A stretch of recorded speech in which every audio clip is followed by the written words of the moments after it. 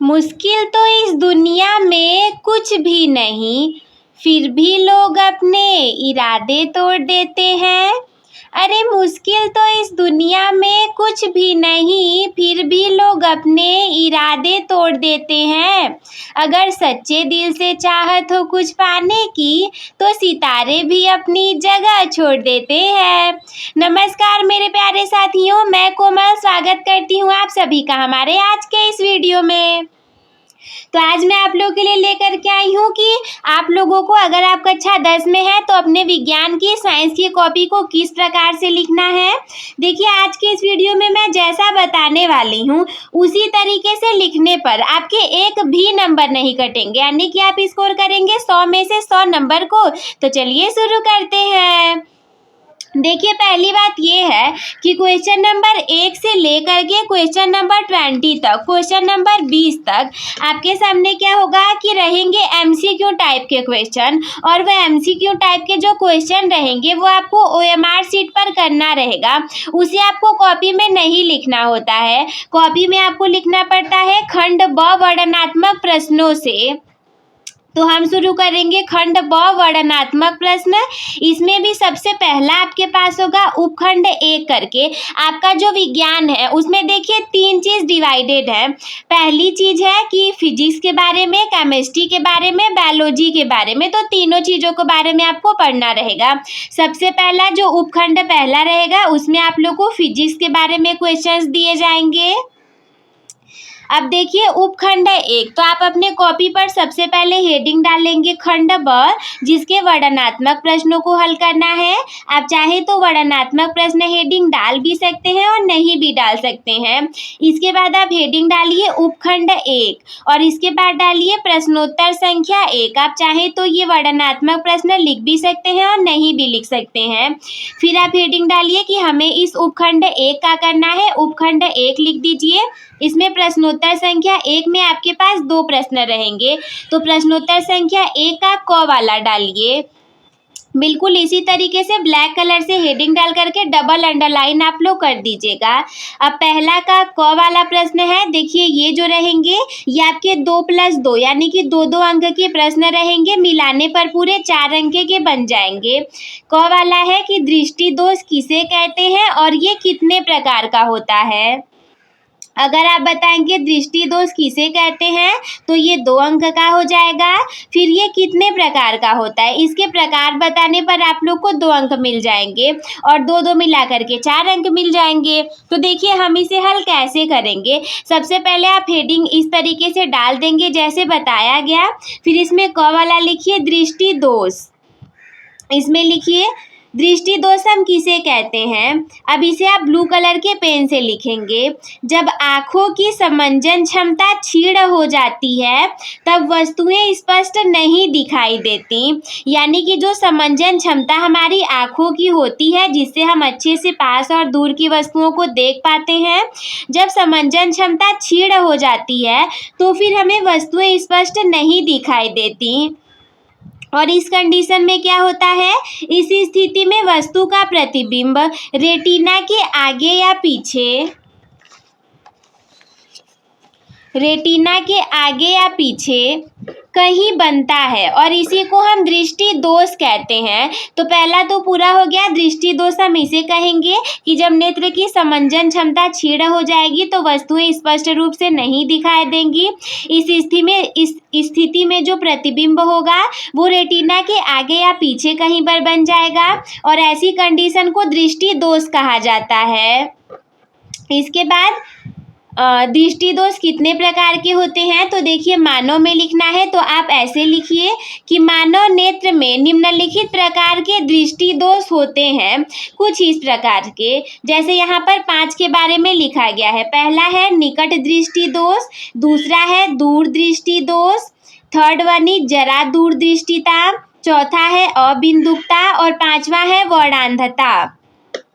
आपको इन पांचों के बारे में नहीं लिखना है, केवल हेडिंग डाल करके ऐसे आप लोग लिख दीजिएगा, क्योंकि आपको भी पता है कि जो पेपर है वो 2-2 अंक में है, यानी कि 4 अंक आपको मिलने वाले हैं। अगर आप इसी को बहुत बड़ा करके एक-एक के बारे में लिखते हुए चले जाओगे तो क्या पता आपके आगे वाले प्रश्न पत्र के क्वेश्चन छूट जाएं, तो वो सब छूटे नहीं। इसी वजह से बिल्कुल क्वेश्चन जितने नंबर का रहेगा उसी के अनुसार आप लिखिएगा। तो ये क वाला पूरा हो गया। इसके बाद हम देखेंगे इसके ख वाले प्रश्न को। ख प्रश्न में था कि प्रकाश के अपवर्तन को अभिसारी लेंस क्यों कहते हैं। देखिए ये ना प्रश्न बहुत गलत दे दिया था, और जरूरी नहीं है कि केवल इसी पेपर में ऐसा दिया हुआ है और आपके पेपर में ऐसा नहीं देगा, आपके में भी ये दे सकता है।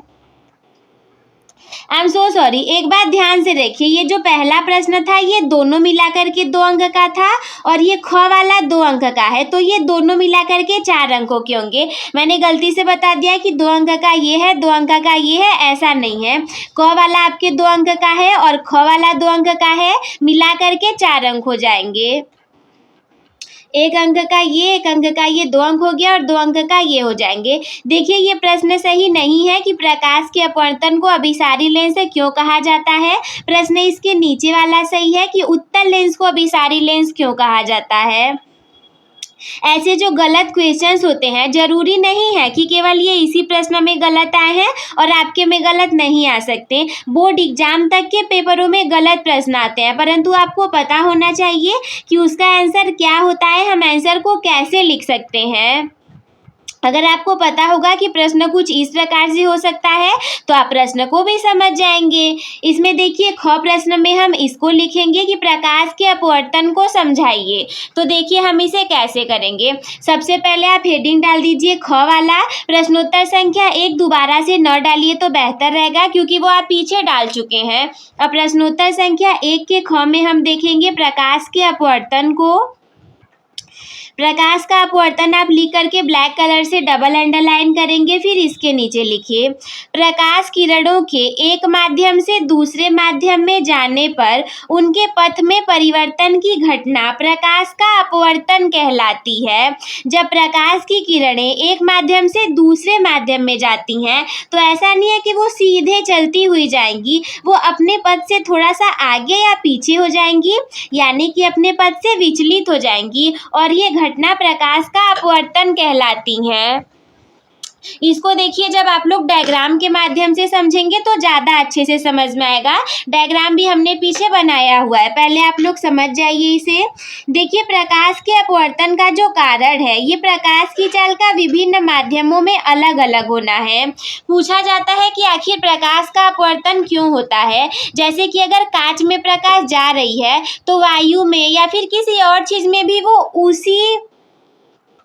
उसी तरीके से उसी चाल से क्यों नहीं जा सकती, पर वो नहीं जा सकती। क्यों? क्योंकि जो प्रकाश की चाल होती है वो विभिन्न माध्यमों में अलग अलग होती है। जरूरी नहीं है कि वायु में प्रकाश की चाल इतनी है तो कांच में भी इतनी ही होगी, कांच में उसकी चाल बदल जाएगी। तो इसी वजह से प्रकाश का अपवर्तन होता है। अब देखिए जब हम इसे इस डायग्राम के माध्यम से समझेंगे तब आप लोग को ये ज़्यादा अच्छे से समझ में आ जाएगा। देखिए सबसे पहले हम कोई तल ले लेंगे। मान लीजिए कोई तल है M1 M2, दो हमारे पास माध्यम है। सबसे पहले वायु कोई विरल माध्यम है और नीचे सपोज दैट कांच है, सघन माध्यम है। आप एक कांच ले लीजिए सघन माध्यम में, उसके ऊपर वायु तो विरल माध्यम में रहेगा ही। देखिए विरल का मतलब होता है जिस माध्यम में माध्यम के कण बहुत दूर दूर रहते हैं उसे विरल माध्यम कहा जाता है, और जिस माध्यम में माध्यम के कण बहुत पास पास रहते हैं उन्हें सघन माध्यम कहा जाता है। तो कांच हम जानते हैं ठोस होता है, उसमें जो माध्यम के कण होते हैं वो बहुत पास पास रहते हैं, वो कांच होता है सघन माध्यम। और जो वायु होता है उसमें प्रकाश के कण माध्यम के कण दूर दूर रहते हैं वायु में, तो ये हमारा विरल माध्यम होता है।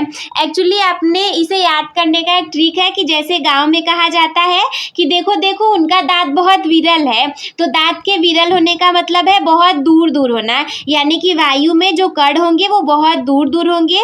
और इसी वजह से इसे विरल माध्यम कहा जाता है। तो आप एक देखिए, सबसे पहले कोई प्रकाश की किरण है, ये आ रही है, किसमें आ रही है? वायु विरल माध्यम से। प्रकाश की किरण जो है जब वो आएगी तो उसे हम आपतित किरण कहेंगे। किरण का नाम आप ओ रख दीजिए। तो ये ऐसे आएगी, कहाँ आएगी? ये जाएगी कांच यानी कि सघन माध्यम में। जब कोई प्रकाश की किरण वायु विरल माध्यम से यहाँ कांच सघन माध्यम में आ रही है तो बीच में एक अभिलंब बनता है जिसे कि हम N1 N2 नाम दे देंगे, और जहाँ पे वो टकराएगी प्रकाश की किरण माध्यम के तल से वो आपतन बिंदु कहा जाएगा। तो ये जो प्रकाश की किरण आएगी उसे आप आपतित किरण कहेंगे, और जो चली जाएगी उसे आप अपवर्तित किरण कहेंगे। और फिर ये जो अभिलंब है, अभिलंब और आपतित किरण के बीच में एक कोण बन जाता है जिसे कि आपतन कोण I कहा जाता है। अभिलंब और अपवर्तित किरण के बीच में भी एक कोण बनता है जिसे कि अपवर्तन कोण R कहा जाता है। अब देखिए, ये जो किरण है ये ऐसे आ रही थी तो इसको बिल्कुल सीधे ऐसे चला जाना चाहिए था ना, पर ये ऐसे नहीं गई, ये थोड़ी सी अपने मार्ग से और इधर आ गई है, यानी कि और झुक गई है। ये इससे और आगे इधर नहीं गई है और झुक गई है, क्योंकि जो वायु है उसमें तो माध्यम के कण दूर दूर है, परंतु कांच में माध्यम के कण और पास आ जाएंगे तो ये दूर जाने की बजाय ये प्रकाश की किरण और पास चली आएगी। तो इसे ही हम प्रकाश का अपवर्तन कहा जाता है कि जब प्रकाश की किरण किसी एक माध्यम से दूसरे माध्यम में जाती है तो वो अपने पथ से थोड़ा सा विचलित हो जाती है, अभिलंब से आगे या पीछे चली जाती है, तो इसी घटना को प्रकाश का अपवर्तन कहा जाता है। याद रखिए, जहां पर टकराएगी वो आपतन बिंदु कहलाएगा, बीच में एक अभिलंब बनेगा, आने वाली किरण आपतित किरण कहलाएगी जिसे हम O से दिखाएंगे, और जाने वाली किरण को अपवर्तित किरण कहेंगे जिसे हम B से दिखाएंगे। अभिलंब और आपतित किरण के बीच बनने वाले कोण को आपतन कोण I कहा जाता है। अपवर्तित किरण और अभिलंब के बीच बनने वाला कोण R यानी कि अपवर्तन कोण कहा जाता है। अब देखिए, जरूरी नहीं है कि हमेशा ये प्रकाश की किरण जो है ये ऐसे पास ही आएगी। अगर ये कांच से वायु में जाती तो अगर आप कांच को यहाँ पर ले लेते, वायु को नीचे कर देते, तो प्रकाश की किरण इधर नीचे आने की बजाय ये ऊपर चली जाती, क्योंकि वायु में माध्यम के कण बहुत दूर दूर रहेंगे तो ये पास आने की बजाय ऊपर चली जाएगी। तो इसे कहा जाएगा प्रकाश के अपवर्तन की घटना। आई होप कि आप लोग को समझ में आ गया होगा। इसके बाद हम देखेंगे कि क्वेश्चन नंबर दूसरे को कैसे करना है। क्वेश्चन नंबर दूसरे में भी आपके सामने क ख दोनों ऑप्शन रहेंगे, 2+2 यानी कि 4 अंक के। दूसरे के क वाले में है उत्तल लेंस को अभिसारी लेंस क्यों कहते हैं, और ख वाला है अवतल दर्पण और उत्तल दर्पण की उपयोग लिखना है। क वाले के लिए 2 अंक और ख वाले के लिए 2 अंक मिल करके 4 अंक आपको मिल जाएंगे। क्वेश्चन नंबर दूसरे का क वाला ये है, उत्तल लेंस को अभिसारी लेंस क्यों कहा जाता है। तो आप इसे कैसे हल करेंगे, ट्राई करिएगा कि जब आप लिख रहे होंगे तो अगर 2-4 लाइन बचेगा नीचे तो उसे छोड़कर अगले पेज पर चले जाइएगा। उत्तल लेंस को अभिसारी लेंस क्यों कहा जाता है। लेंसों के बारे में आपने पढ़ा होगा, उत्तल लेंस और अवतल लेंस होते हैं। तो प्रश्नोत्तर संख्या 2 जो है इसके क वाले को हम इस प्रकार से लिखेंगे। जो आपकी कॉपी आपको लिखनी है ना, उसमें ट्राई करिए कि आप कभी भी कटिंग मार्क ना करें, कटिंग मार्क कहीं पर भी ना करें। और ये इस तरीके से होता है जब आपको इसकी बहुत ज़्यादा प्रैक्टिस रहती है। अगर आपको प्रैक्टिस नहीं रहेगी तो आप क्या करोगे कि बार बार इसमें कटपीट करने लग जाओगे, हैंडराइटिंग अच्छी नहीं हो पाएगी, और फिर एग्जामिनर भी क्या करेगा, वो भी कट करके 0 नंबर दे करके चला जाएगा। तो ऐसी स्थिति ना हो, इसके लिए आप बार बार लिख करके प्रैक्टिस करिए, और प्रैक्टिस करने में आप ब्लू और ब्लैक कलर के कॉम्बिनेशन से अच्छी सी कॉपी लिखने का ट्राई करिए, और उस कॉपी में कहीं भी कटवर्ड ज़्यादा ना हो ऐसा ध्यान रखिए। अब देखिए प्रश्न क्या था, उत्तल लेंस को अभिसारी लेंस क्यों कहते हैं। तो हम लिखेंगे उत्तल लेंस को अभिसारी लेंस कहा जाता है क्योंकि ये अपने ऊपर पड़ने वाली समांतर प्रकाश किरणों को एक बिंदु पर एकत्रित करता है। देखिए, ये उत्तल लेंस है, एक होता है उत्तल लेंस, एक होता है अवतल लेंस। ये उत्तल लेंस है जो कि ऐसे किनारों पर पतला और बीच में मोटा है। एक होता है आपके सामने अवतल लेंस। वो उत्तल लेंस था। अवतल लेंस की बात करेंगे तो ये किनारों पर ऐसे मोटा और बीच में ऐसे पतला होगा, तो इसे अवतल लेंस कहा जाता है। उत्तल लेंस को अभिसारी लेंस कहने का कारण ये है कि इसके ऊपर जब भी कोई प्रकाश की किरणें पड़ेंगी, जैसे इसके ऊपर आप देख सकते हैं ये सारी प्रकाश की किरणें पड़ रही हैं, तो इन प्रकाश किरणों के पड़ने के पश्चात क्या हो रहा है कि सारी प्रकाश की किरणें किसी एक बिंदु पर जा करके एकत्रित हो जा रही हैं और फिर वापस चली जा रही हैं। तो ये सारे जो किरणें हैं उसे एक बिंदु पर एकत्रित करता है और इसीलिए इसे अभिसारी लेंस कहा जाता है। इसके बाद दूसरा है ख वाला, अवतल दर्पण और उत्तल दर्पण के उपयोग लिखिए। अवतल दर्पण का उपयोग भी लिखना है, उत्तल दर्पण का उपयोग भी लिखना है आपको, और 2 अंक का है। 1 अंक का अवतल दर्पण का उपयोग और 2 अंक का उत्तल दर्पण का उपयोग। तो आप ख वाला हेडिंग डालिए। हेडिंग देखिए डालना बहुत जरूरी है। मैं हमेशा बताती हूँ एग्जामिनर डजंट नो, एग्जामिनर नहीं जानता that who you are a topper और you are a average student or you can be a below average student. Examiner doesn't know about anything you, वो कुछ भी आपके बारे में नहीं जानता है। He only know कि उसके सामने एक कॉपी रखी हुई है, he have to see the copies and he have to give the marks to you. तो वो केवल यही देखेगा कि आपने हेडिंग कैसे डाली हुई है और आप उसे ब्लू पेन से लिखे कैसे हुए हो। जितना अच्छा लिखने का तरीका होगा, पूरे साल की आपकी मेहनत केवल उसी 3 घंटे में नापी जाएगी। तो इसी वजह से बहुत अच्छे से लिखिए कि कम के बजाय 2 नंबर ज़्यादा दे करके चला जाए वो। हेडिंग डालिए अवतल दर्पण के उपयोग और जितने भी आपको 2, 3, 4 पता होंगे वो लिख दीजिए। जैसे अवतल दर्पण का उपयोग हम कहाँ कहाँ पर करते हैं, टॉर्च में और गाड़ियों की हेडलाइट में करते हैं। दूसरा है दाढ़ी बनाने वाले दर्पण और मेकअप दर्पण में किया जाता है। तीसरा है सौर भट्टियों में किया जाता है और चौथा है दंत चिकित्सक में किया जाता है। तो ये 4 पॉइंट है जो कि अवतल दर्पण के उपयोग के लिए महत्वपूर्ण है। अगला है उत्तल दर्पण का उपयोग, इसका भी आप हेडिंग डालिए और पॉइंट बना करके लिखिए कि उत्तल दर्पण का उपयोग गाड़ियों के साइड मिरर में किया जाता है, दुकानों में सुरक्षा दर्पण के रूप में किया जाता है, सड़कों के मोड़ पर किया जाता है और एटीएम मशीनों में किया जाता है। तो उत्तल दर्पण का उपयोग कुछ इस प्रकार से किया जाता है। आप लोग ज़्यादा ध्यान देंगे कॉपी लिखने के तरीके के ऊपर, साथ ही साथ में क्वेश्चन पेपर का सलूशन भी हो जा रहा है। अगला तीसरा प्रश्न है, तीसरे में क वाला है, जल और कांच के अपवर्तनांक क्रमशः 1.35 और 1.50 है। यदि प्रकाश किरणें कांच से जल में जा रही हैं तो कांच के सापेक्ष जल का अपवर्तनांक ज्ञात कीजिए और इसके लिए आप लोग को 2 अंक दिए जाएंगे। इसके बाद इसमें ख वाला सेकेंड पार्ट है तीसरे का, इसके लिए भी 2 अंक है। 2 अंक मिला करके 4 अंक आप लोग को मिल जाएंगे।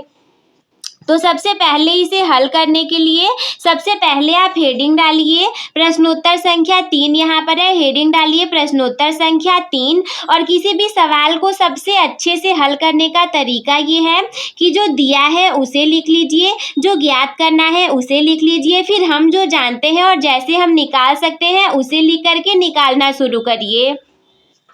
तो इसमें देखिए दिया है, क्या दिया है, जल और कांच के अपवर्तनांक क्रमशः, यानी कि एक जल का अपवर्तनांक है और एक कांच का अपवर्तनांक है। पहला एक जल का अपवर्तनांक है 1.35, तो हम लिखेंगे दिया है जल का अपवर्तनांक 1.35। ये जो दिया है ये सारी चीजें इसे ब्लैक कलर से लिखिएगा और इधर वाले जो पॉइंट होंगे उसे ब्लू कलर से लिखिएगा।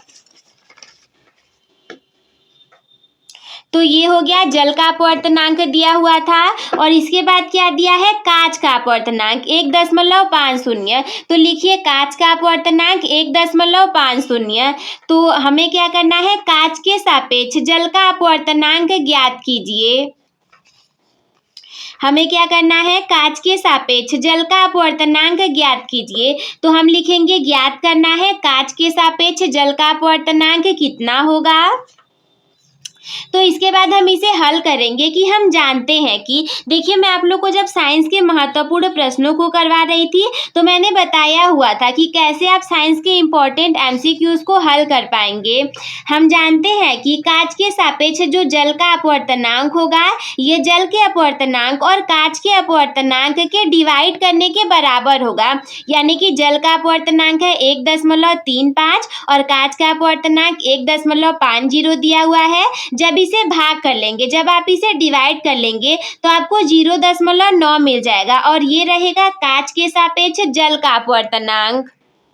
बिल्कुल लीजिए साथ आना। आई होप आप लोग को समझ में आ गया होगा। ज़्यादातर लिखने के तरीके पर ध्यान दीजिए कि जो आंसर आ गया है उसे हम ब्लैक कलर से ऐसे बॉक्स में बंद कर देंगे ताकि एग्जामिनर को ये चीज़ें दिखे या ना दिखे, पर वो लास्ट में आपके आ जाए आंसर पर, वो उसको चेक करे कि सही आया है और नंबर दे करके चला जाए। ये जो हाशिया है इसके हमेशा इस दाहिने तरफ ही लिखिएगा क्योंकि इस तरफ एग्जामिनर कॉपी में नंबर को देते हैं। इसके बाद तीसरे का ख वाला प्रश्न है कि अवतल दर्पण की फोकस दूरी 10 सेंटीमीटर है। दर्पण से 20 सेंटीमीटर की दूरी पर स्थित वस्तु का प्रतिबिंब दर्पण से कितनी दूरी पर बनेगा। तो हमें इसे हल करना है। जैसा कि पहले ही बताया गया था, सबसे पहले आप हेडिंग डालेंगे दिया है और क्या दिया है, अवतल दर्पण की फोकस दूरी 10 सेंटीमीटर है। तो फोकस दूरी यानी कि f का मान दिया हुआ है और वो अगर अवतल दर्पण की है तो ऋणात्मक रहेगी यानी कि -10 सेंटीमीटर। और क्या है, दर्पण से 20 सेंटीमीटर दूरी पर स्थित वस्तु यानी कि वस्तु की दूरी u का मान है। देखिए, अवतल दर्पण वस्तु की दूरी सदैव ऋणात्मक ही रहती है तो ये हो जाएगा -20 सेंटीमीटर। इसके बाद हमें ज्ञात क्या करना है, दिया है तो हमने लिख लिया। अब आप देखिए कि आपको ज्ञात क्या करना है। ज्ञात करना है वस्तु का प्रतिबिंब दर्पण से कितनी दूरी पर बनेगा। तो आप लिखिए ज्ञात करना है प्रतिबिंब की दूरी v बराबर कितना होगा। हम जानते हैं कि दर्पण सूत्र 1/f बराबर 1/v + 1/u होता है। इस फॉर्मूले को आप हाईलाइट करने के लिए इसे डब्बे में बंद कर देंगे। इसके बाद आप लिखिए मान रखने पर। ध्यान रखिए, कॉपी आप जितनी अच्छी लिखेंगे नंबर उतने अच्छे आएंगे। मान रखने पर 1/f, f के जगह हमने देखा था -10 फोकस दूरी दी हुई थी। 1/v का मान हमें यहाँ पर निकालना ही है और 1/u का मान -20 सेंटीमीटर था। अगर यहाँ से 1/v की वैल्यू निकालेंगे तो देखिए 1/-10 तो वैसे ही रहेगा और ये प्लस माइनस माइनस हो जाएगा, परंतु इधर जाने पर ये प्लस के रूप में बदल जाएगा। अब 1/v तो एज इट इज वैसे ही रहेगा और जब आप 10 और 20 का एलसीएम लेंगे तो ये 20 आ जाएगा। 10 दूनी के 20 होता है और इस माइनस के सिंबल को हम लगा देंगे। 10 दूनी 20 यानी 2 लिख देंगे और प्लस में 20 से कम 20 का हम यहाँ पे 1 लिख देंगे। 1/v बराबर प्लस और माइनस, प्लस माइनस 2 में से 1 जाने पर 1 बचेगा, लेकिन 2 बड़ी संख्या है, 2 की आगे ऋणात्मक है तो हम -1 लिख देंगे और बटे में 20 लिख देंगे। तो यहाँ से v यानी कि प्रतिबिंब की जो दूरी है वो -20 सेंटीमीटर आ जाएगी। परंतु लिखेंगे आप कैसे, लिखने के लिए आप माइनस नहीं लगाएंगे, आप लिखेंगे कि प्रतिबिंब दर्पण से 20 सेंटीमीटर की दूरी पर बनेगा। कई बच्चे क्या करेंगे, यहाँ पर आएगा तो छोड़ देंगे, परंतु छोड़ना नहीं है आपको। आप इसे बॉक्स में बंद करिए और नीचे इसकी एक लाइन लिख दीजिए कि प्रतिबिंब दर्पण से 20 सेंटीमीटर की दूरी पर ही बनेगा। तो आई होप कि ये भी कैसे करना है ये भी आपको समझ में आ गया होगा। इसके बाद हम चौथे में जाते हैं। किसी गोलीय दर्पण या फिर अवतल दर्पण के लिए सूत्र 1/v + 1/u बराबर 1/f का निगमन कीजिए। ये आपके रहेंगे, आपको या फिर अथवा यानी कि 2 प्रश्न में से कोई एक हल करना रहेगा जो कि 6 अंक का रहेगा, या फिर अथवा है अगर आपको उसे न करना हो तो आप इस प्रश्न को कर सकते हैं कि प्रकाश के पूर्ण आंतरिक परावर्तन का अर्थ समझाइए। क्रांति कोण और अपवर्तनांक के बीच में संबंध का व्यंजक भी स्थापित करना है। तो जब आप प्रकाश के पूर्ण आंतरिक परावर्तन का अर्थ समझाएंगे तो ये 2 अंकों का हो जाएगा। क्रांति कोण और अपवर्तनांक के बीच संबंध का व्यंजक स्थापित करने पर ये 4 अंक का हो जाएगा। 2 और 4 अंक मिल करके 6 अंकों के प्रश्न हो जाएंगे। तो हम इसी वाले को हल करेंगे। कैसे करेंगे? सबसे पहले आप अपने कॉपी पे हेडिंग डाल दीजिए प्रश्नोत्तर संख्या 4, क्योंकि हमें इसी को हल करना है। और सबसे पहले हमें इसमें बताना था प्रकाश के पूर्ण आंतरिक परावर्तन का अर्थ समझाइए, तो आप इसे लिखिए। देखिए, जो इस प्रकार के लॉन्ग क्वेश्चंस होते हैं उसमें हमेशा एक ही प्रश्न नहीं रहता, वो 2 से 3 रहते हैं। जैसे कि एक प्रश्न ये हो गया अर्थ समझाना और दूसरा व्यंजक स्थापित करना, तो इसमें 2 प्रश्न हो गए। अब हम लिखेंगे पूर्ण आंतरिक परावर्तन के बारे में। पूर्ण आंतरिक परावर्तन वह प्रकाशीय घटना है जिसमें कि प्रकाश की किरण सघन माध्यम से विरल माध्यम में जाते समय आपतन कोण के क्रांति कोण से अधिक होने पर प्रकाश अपवर्तित होकर के विरल माध्यम में प्रवेश करने के बजाय पूर्ण रूप से उसी सघन माध्यम में परावर्तित हो जाती है। भले ही आपको ये इतनी बड़ी लंबी सी थियरी और चीजें ना समझ में आए, लेकिन ये जरूर समझ में आना चाहिए कि जब आपतन कोण का मान क्रांति कोण से ज्यादा होता है तो जो प्रकाश की किरण एक माध्यम से जा रही होती है वो दूसरे माध्यम में न जाकर के उसी माध्यम में वापस लौट जाती है। और ये नीचे हमने अभिलंब बनाया हुआ है, केवल इसी घटना को हम पूर्ण आंतरिक परावर्तन कहते हैं। और इसके बाद इसमें क्या था कि क्रांति कोण और अपवर्तनांक के बीच में संबंध का व्यंजक स्थापित करना है। देखिए, अब इसके बाद आप हेडिंग डालिए क्रांति कोण और माध्यम के अपवर्तनांक में क्या संबंध है। इसे हम निकालेंगे कैसे? यदि प्रकाश की किरण सघन माध्यम यानी कि कांच से विरल माध्यम वायु में प्रवेश करती है तो कांच के सापेक्ष वायु का अपवर्तनांक जो है वो स्नेल के नियम से कैसा होगा। जैसे कि थोड़ी देर पहले भी एक क्वेश्चन में आया हुआ था, मैंने आप लोग को बताया भी था। स्नेल के नियमानुसार क्या होगा, GNA का जो मान होगा वो साइन आई और साइन आर के अनुपात के बराबर होगा और इसे हम समीकरण 1 मान लेंगे। G फॉर ग्लास होता है, A फॉर एयर होता है। ग्लास का मतलब कांच से और एयर का मतलब वायु से लेंगे। तो जब प्रकाश की किरण कांच से यानी कि सघन माध्यम से विरल माध्यम वायु में प्रवेश करेगी तो कांच के सापेक्ष वायु का अपवर्तनांक यानी G कांच ग्लास के सापेक्ष एयर का अपवर्तनांक जो N है वो साइन आई बटे साइन आर के अनुपात के बराबर होगा। ये समीकरण हम 1 मान लेंगे।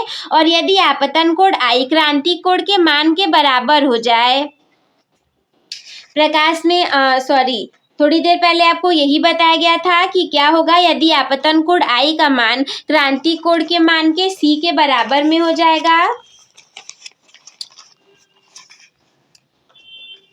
तो जो अपवर्तन कोण होगा R का मान वो 90 अंश के बराबर होगा। यानी कि जब यहाँ से हम GNA का मान लिखा लेंगे, साइन I बटे साइन R था तो साइन I के जगह I C के बराबर है तो साइन C लिख दीजिए। और साइन R जो है उसका मान 90 अंश है तो साइन R के जगह साइन 90 अंश लिख दीजिए। अब देखिए, आपको पता है कि साइन 90 अंश का मान 1 होता है, यानी कि GNA से वैसा ही रहेगा। साइन 90 अंश के जगह जब आप 1 रख देंगे तो साइन C बटे 1 हो जाएगा। और साइन C बटे 1 का मतलब है साइन C, क्योंकि बटे 1 रहने ना रहने से कोई फर्क ही नहीं पड़ता। अब देखिए, हम जानते हैं कि GNA का जो मान होता है वे 1/ANG के मान के बराबर होगा। ये किसी चीज के लिए भी हो सकता है, जैसे आप ANG का मान ही पूछोगे तो वो 1/GNA के बराबर हो जाएगा।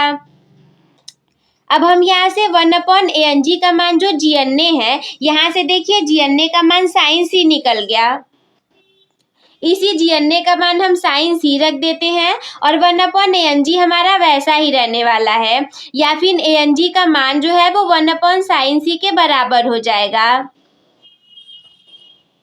ANG को इधर भेज दीजिए, क्रॉस मल्टीप्लाई करवा दीजिए तो ANG वैसे ही रहेगा, 1/sin C नीचे चला जाएगा। ANG का मान 1/sin C के बराबर होगा।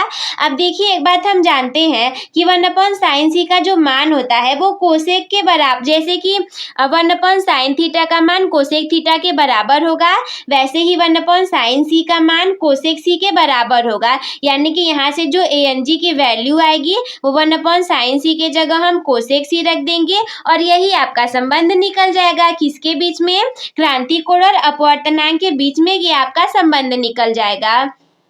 बहुत ही इजीली तरीके से। इसके बाद हम देखेंगे उपखंड सेकंड को। देखिए बिल्कुल भी आपका टाइम वेस्ट नहीं करना है, इसी वजह से मैं लगातार बताते जा रही हूँ। अब हम उपखंड सेकंड की तरफ बढ़ेंगे जो कि आपके केमिस्ट्री से रिलेटेड होगा।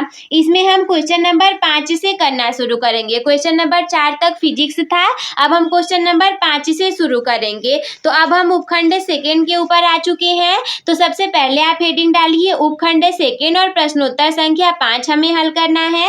प्रश्नोत्तर संख्या 5 में देखिए क वाला है कि जल का आयनिक गुणनफल क्या है स्पष्ट करना है, जिसके लिए आप लोग को 2 अंक दिए जाएंगे और ख वाले क्वेश्चन के लिए भी 2 अंक दिए जाएंगे।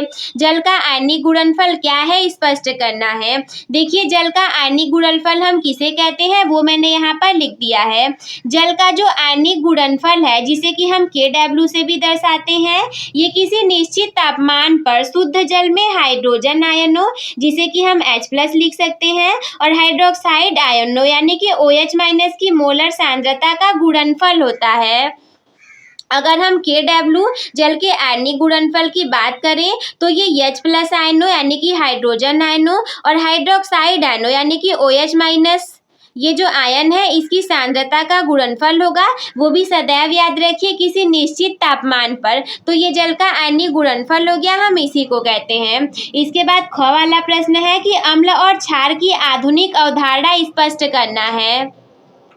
वैसे तो अम्ल और क्षार के लिए बहुत सारी परिभाषाएं हैं, परंतु आप लोग को अम्ल और क्षार की आधुनिक अवधारणा किसे कहा जाता है और आधुनिक अवधारणा क्या है उसे बताना है। तो हम हेडिंग डालेंगे ख वाला इसका अम्ल। अम्ल देखिए क्या होगा, वह पदार्थ जो किसी रासायनिक अभिक्रिया में प्रोटॉन यानी कि H+ को दान कर सकता है तो इसे हम अम्ल कहेंगे। और ये है आधुनिक अवधारणा के अनुसार कि जो कोई भी वैसा पदार्थ होगा अगर रासायनिक अभिक्रिया के दौरान प्रोटॉनों को दान कर देगा तो उसे हम अम्ल कहेंगे। उदाहरण के रूप में HCl को लेंगे। जैसे HCl को आप तोड़ेंगे तो ये H+ और Cl- में टूट जाएगा। अब बताइए ये यहाँ से हाइड्रोजन को दान कर देगा, मतलब ये अम्ल हो जाएगा, अम्ल हो गया। अगर हम क्षार की बात करें तो देखिए क्षार वह पदार्थ होता है जो किसी रासायनिक अभिक्रिया में प्रोटॉन यानी कि H+ को ग्रहण कर सकता है। जैसे कि NH3 है, अगर आप इसमें एक और H को ऐड करेंगे तो ये NH4 बन जाएगा, लेकिन हाइड्रोजन ज़्यादा होने की वजह से इस पर प्लस चार्ज लग जाएगा। तो अगर हाइड्रोजन को दे देगा तो अम्ल हो जाएगा, अगर ले लेगा तो क्षार हो जाएगा। तो आई होप कि ये भी आप लोग को क्लियर हो गया होगा। इसके बाद अगला 6वें नंबर का क्वेश्चन है, तो हम हेडिंग डालेंगे प्रश्नोत्तर संख्या 6 और प्रश्नोत्तर संख्या 6 में आपके सामने 2 क्वेश्चन है, क वाला और ख वाला। क के लिए 2 अंक है और ख के लिए 2 अंक है, मिलाकर के 4 अंक। तो क वाला है सिल्वर क्लोराइड को गहरे रंग की बोतल में क्यों रखा जाता है। ये प्रश्न है कि सिल्वर क्लोराइड जो होता है उसे हम गहरे रंग की बोतल में क्यों रखते हैं। तो इसे हम कुछ इस प्रकार से लिखेंगे, सिल्वर क्लोराइड को गहरे रंग की बोतल में इसलिए रखा जाता है क्योंकि ये प्रकाश के प्रति संवेदनशील होता है। देखिए जो सिल्वर क्लोराइड है ये प्रकाश के प्रति, लाइट के प्रति संवेदनशील है और सूर्य के प्रकाश के संपर्क में आने पर अपघटित हो जाता है। क्योंकि ये प्रकाश के प्रति संवेदनशील है और अगर हमने ऐसे ही रख दिया तो ये सूर्य के प्रकाश के संपर्क में आकर के अपघटित हो जाएगा और प्रकाश इसे सिल्वर और क्लोरीन गैस में तोड़ देता है। सिल्वर क्लोराइड है Ag और Cl से मिलकर के बना हुआ है। सिल्वर क्लोराइड, सिल्वर यानी कि Ag और क्लोराइड यानी Cl, ये Ag और Cl 2 चीज़ों से मिलकर के बना हुआ है। तो अगर ये आ गया प्रकाश के कांटेक्ट में तो ये Ag को देखिए AgCl2 इसका फॉर्मूला होता है, ये Ag2+ में टूट जाएगा और +2Cl- में +Cl- में ये टूट जाएगा। तो ये टूट जाएगा तो इससे क्या हो जाएगा, ये प्रकाश इसे सिल्वर और क्लोरीन गैस में तोड़ देता है जिससे कि इसकी गुणवत्ता और उपयोगिता खत्म हो जाती है। कहते हैं ना कि हम साथ साथ है तो क्या बात है, यानी कि ये साथ में थे जब तो ये बहुत अच्छा प्रदर्शन कर रहे थे, सारी चीज़ें सही थी, पर जब आपने इसे तोड़ दिया, अलग अलग कर दिया तो इसकी गुणवत्ता ही कम हो गई। गहरे रंग की बोतलें प्रकाश को अंदर आने से रोक देती हैं और जिससे सिल्वर क्लोराइड का प्रकाश अपघटन रुक जाता है और इसी वजह से ये अपनी स्थिरता को बनाए रखता है। यानी कि जब हम इसे बॉटल में बंद कर देंगे तो प्रकाश इसके अंदर नहीं आएगा, फिर AgCl में नहीं टूट पाएगा और अगर नहीं टूटा तो इसकी गुणवत्ता बनी रह जाएगी। अब इसके बाद अगला प्रश्न है ख वाला कि अवक्षेपण अभिक्रिया से आप क्या समझते हैं। बताइए जो अवक्षेपण अभिक्रिया है इससे आप क्या समझते हैं। तो क वाला हो गया। अब हम देखेंगे ख वाले को। सबसे पहले हम हेडिंग डालेंगे ख वाला अवक्षेपण अभिक्रिया। बताइए हम अवक्षेपण अभिक्रिया किसे कहेंगे। वह रासायनिक अभिक्रिया जिसमें कि दो विलयनों को मिलाने पर एक अघुलनशील ठोस पदार्थ बन जाए। यानी कि हम दो मिलाएंगे विलयनों को और लास्ट में बनेगा एक अघुलनशील ठोस पदार्थ और इसे हम जो बनेगा वो पदार्थ ना उसे हम अवक्षेप कहते हैं और ये जो अभिक्रिया होगी इस अभिक्रिया को अवक्षेपण अभिक्रिया कहा जाएगा। सिंपल सी बात है, दो विलयनों को मिलाने पर एक कोई ठोस अवक्षेप बन जाएगा तो ऐसी अभिक्रिया अवक्षेपण अभिक्रिया कहलाएगी। जैसे अगर उदाहरण की बात करें तो पोटेशियम क्लोराइड के जलीय विलयन में अगर हम सिल्वर नाइट्रेट AgNO3 का विलयन मिला देंगे तो यहाँ से Ag इस Cl के साथ में मिल जाएगा और KNO3 बाहर निकल जाएगा। जो AgCl बनेगा वो सफ़ेद अवक्षेप रहेगा और वो ठोस के रूप में रहेगा। इसके बाद हम देखेंगे क्वेश्चन नंबर 7 को जो कि संतुलित करने के लिए है। 7 में क वाला है निम्न रासायनिक समीकरणों को संतुलित करिए। तो ये कुछ रासायनिक समीकरण है, यहाँ पे नीचे भी हमने लिख दिए हैं, हमें इसे संतुलित करना है। ये चारों समीकरण है। सबसे पहला है HNO3 प्लस CaOH का होल ट्वाइस, ये दे देगा CaNO3 का होल ट्वाइस प्लस H2O। तो अब बताइए हम इसे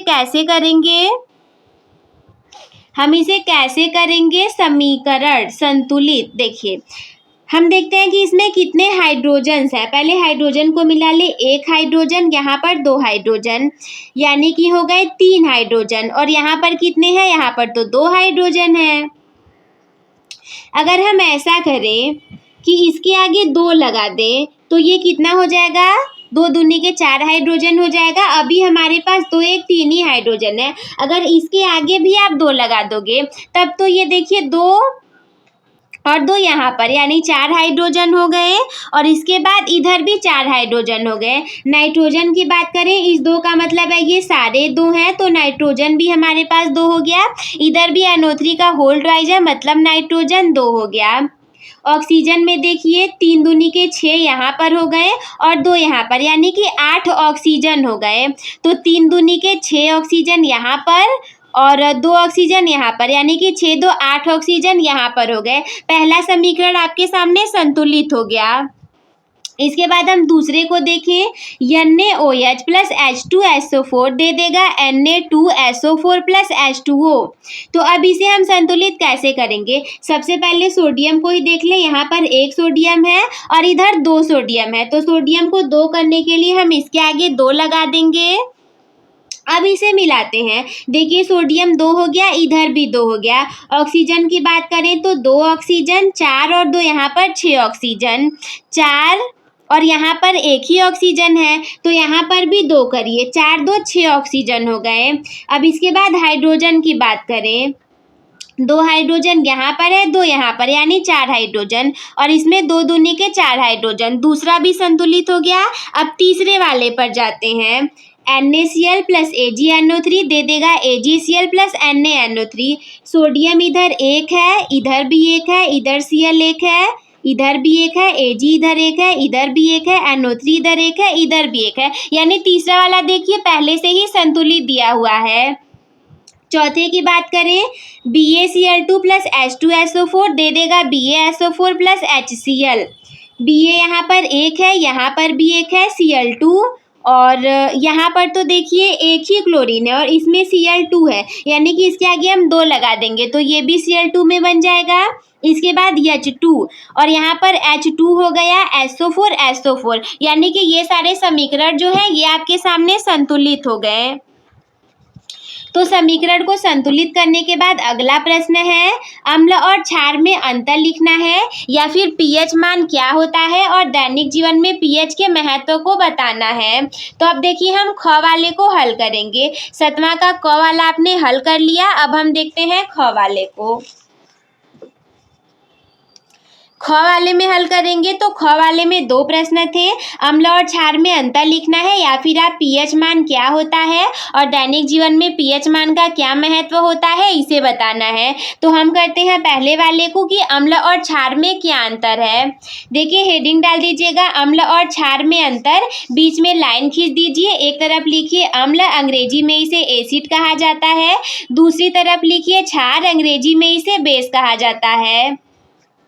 अम्ल में पहला पॉइंट ये लिखिए कि अम्ल जलीय विलयन में घुलने के पश्चात हाइड्रोजन आयन देते हैं और दूसरा क्षार जलीय विलयन में घुलने के पश्चात हाइड्रोक्साइड यानी कि OH- आयनों को देते हैं। आप चाहो तो यहाँ पर ये भी लिख सकते हो कि यह हाइड्रोजन आयन को ग्रहण करते हैं। अगला है अम्ल का जो पीएच मान होता है वो हमेशा 7 से कम होता है, 1 से लेकर के 7 से कम रहेगा, और क्षार का पीएच मान हमेशा 7 से ज़्यादा होगा। और 7 जो होता है अगर किसी का 7 आ गया तो वो उदासीन की कैटेगरी में चला जाएगा, लेकिन ये केवल 25 डिग्री सेल्सियस के लिए होता है, बाकी के लिए तो अलग भी हो सकता है। अम्ल का स्वाद खट्टा होता है और क्षार का स्वाद कसैला होता है। अम्ल नीले लिटमस पेपर को लाल कर देते हैं, क्षार जो होते हैं वो लाल लिटमस पेपर को नीला कर देते हैं। किसी एक का याद कर लीजिए, उसका उल्टा दूसरा हो जाएगा। जैसे कि अम्ल जलीय विलयन में घुलने के पश्चात हाइड्रोजन आयन देंगे तो क्षार में H+ की जगह लिख दीजिए OH- आयन देंगे।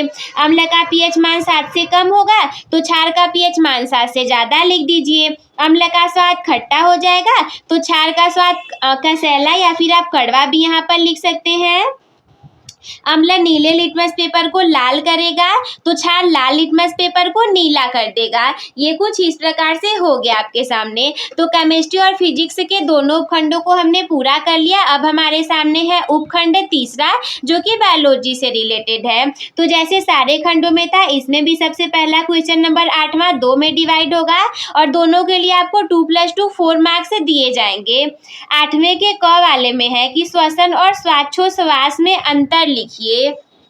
हम इसे कैसे लिखेंगे? सबसे पहले तो आपको यही हेडिंग डालना पड़ेगा कि उपखंड तीसरा हम करने जा रहे हैं प्रश्नोत्तर संख्या 8वां, और 8वें में भी हम करने जा रहे हैं क वाला जो कि है श्वसन तथा श्वासोच्छ्वास में अंतर। इसके बाद यहाँ पे है श्वसन, दूसरा है श्वासोच्छ्वास, बीच में हम लाइन कर देंगे।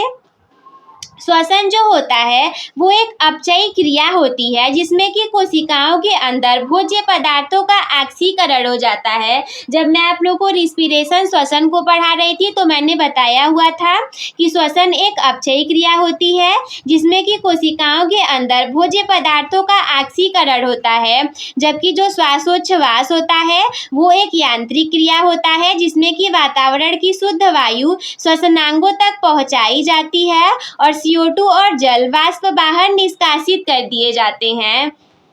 तो ये कुछ अंतर है, मैंने आप लोग को बताया भी था, देखिए यही एग्जाम में आ गया। दूसरी बात करेंगे तो श्वसन के 4 चरण होते हैं, बाह्य श्वसन, गैसीय श्वसन, अंतः श्वसन और कोशिकीय श्वसन, जबकि श्वासोच्छ्वास केवल 2 प्रकार के होते हैं, निःश्वसन और निःश्वसन। तो आई होप कि आप लोग इतना ही लिखेंगे। अब 2 नंबर के लिए आप कितना लिखने जाएंगे? 2 नंबर के लिए 1 पेज आपने लिख दिया, बहुत ज़्यादा हो गया। इतना भी लिखते तो भी 2 अंक मिल जाता, परंतु हमें पेज को बचाना नहीं है। पैसा वैसा स्कूल में दिए हैं एग्जाम फॉर्म का, सारी चीज़ों का, तो अच्छे से कॉपी लेकर के लिखिए ना, क्या ही जाता है। अगले प्रश्न की तरफ आगे बढ़े तो क के बाद ख वाला है कि किन्हीं 2 प्रोटीन पाचक एंजाइमों के नाम लिखना है। इसे आप कुछ इस प्रकार से लिखिए। इसके बाद आप हेडिंग डाल दीजिए ख वाला, दो प्रोटीन पाचक एंजाइम्स के नाम कुछ इस प्रकार से हैं। ब्लैक कलर से लिखिए और नीचे दोनों के नाम लिख दीजिए ब्लू कलर से। पहला है पेप्सिन और दूसरा है ट्रिप्सिन। तो देखिए कॉपी को कैसे लिखा जाता है बिल्कुल अच्छे तरीके से, ये आप लोग को बताया जा रहा है। क्वेश्चन नंबर 9 है कि प्रकाश संश्लेषण किसे कहा जाता है, और प्रकाश संश्लेषण की जो प्रकाशिक अभिक्रिया होती है इसका वर्णन कीजिए।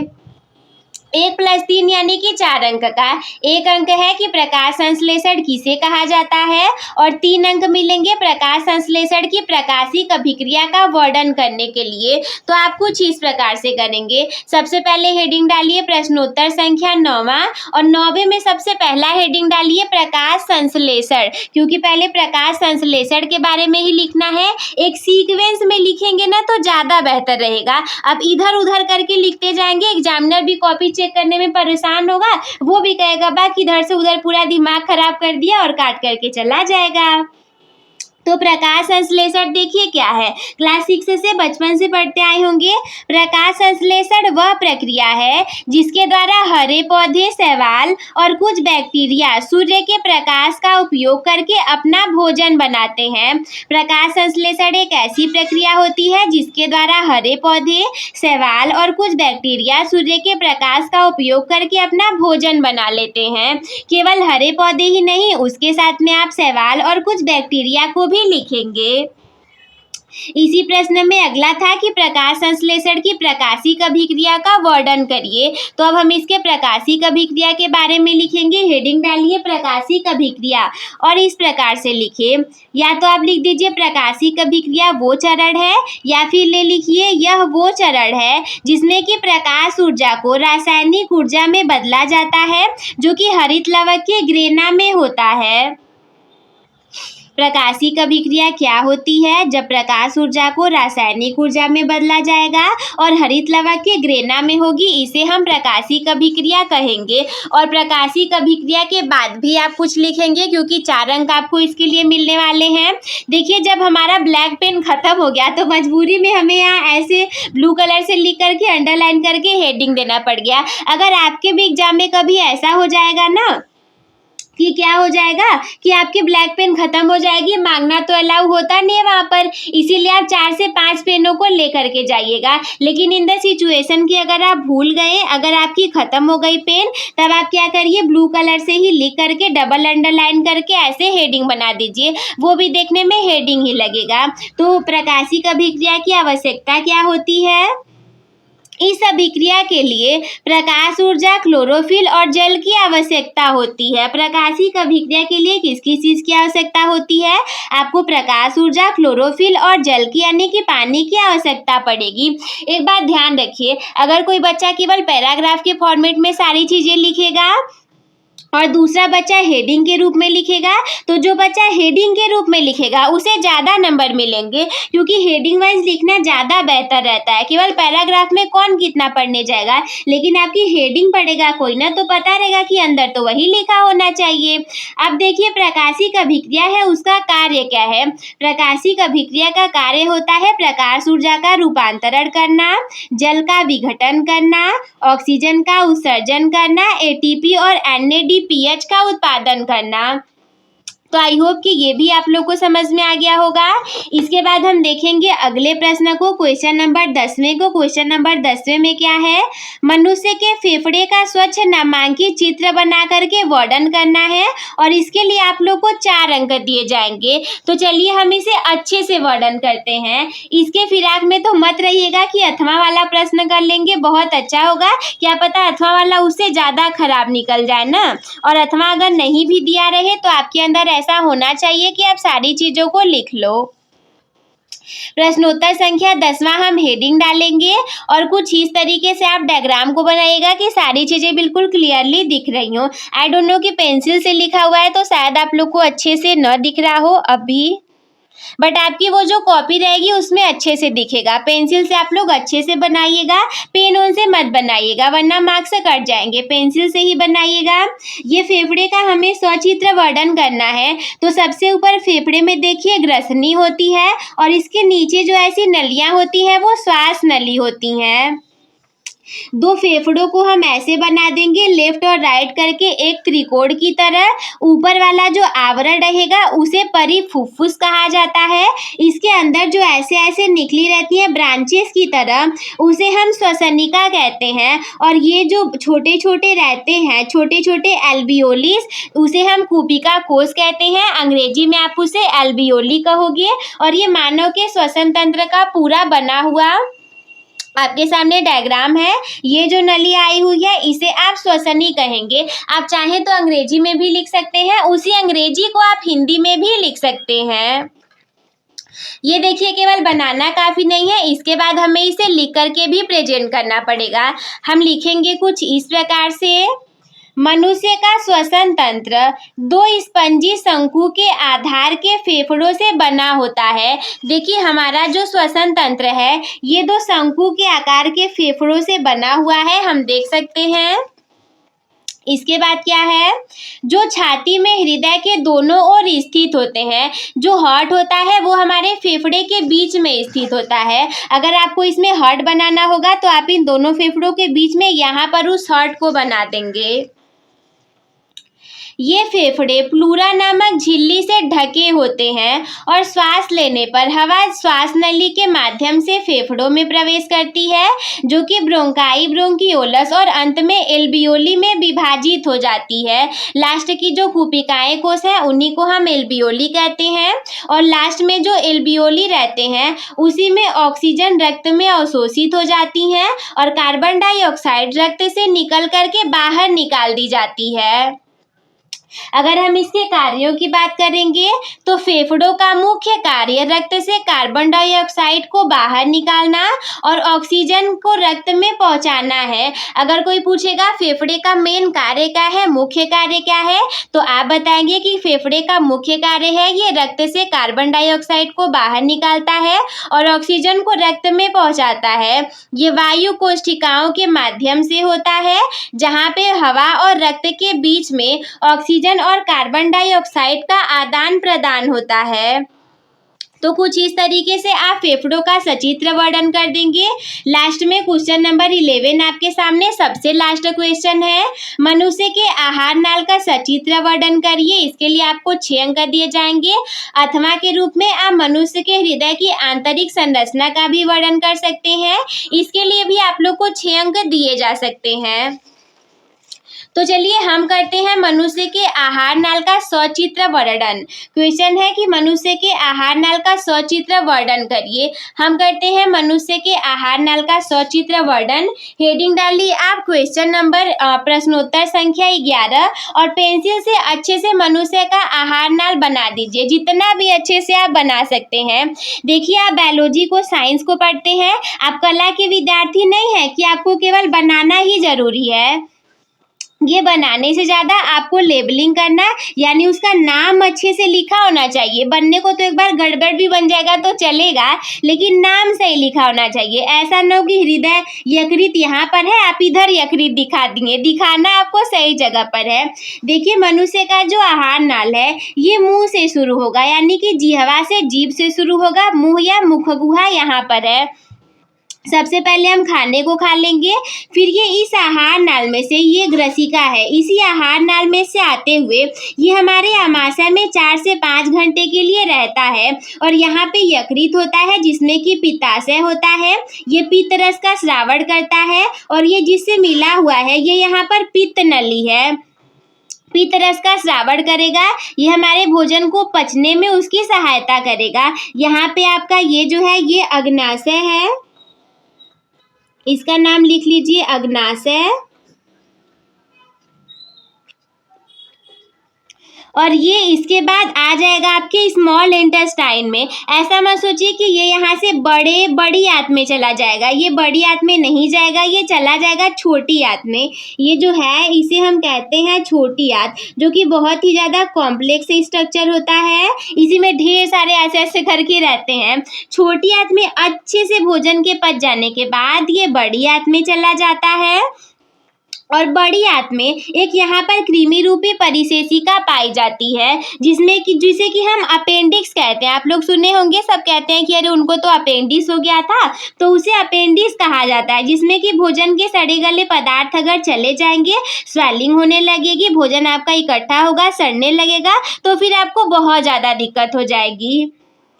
तो इसीलिए इस अपेंडिक्स का हमारे शरीर में कोई काम नहीं होता। अगर अवशेषी अंगों का नाम आएगा तो आप इस परिशेषिका का भी नाम लिख सकते हैं। तो ये हो गया आपके सामने। इसके बाद छोटी आंत में ना भोजन बहुत अच्छे से देर तक पच गया रहता है, और इसके बाद ये बड़ी आंत में जाता है। अच्छे से पचने के बाद अगर थोड़ी बहुत कुछ चीज़ें उसमें बच भी गई हैं ना, तो वो बड़ी आंत में जाता है। तो बड़ी आंत सारी चीज़ों का निचोड़ करके उसका अवशोषण कर लेगी, हमारे भोजन का अवशोषण कर लेगी। इसे हम वृह्दांत्र या कोलन कहते हैं।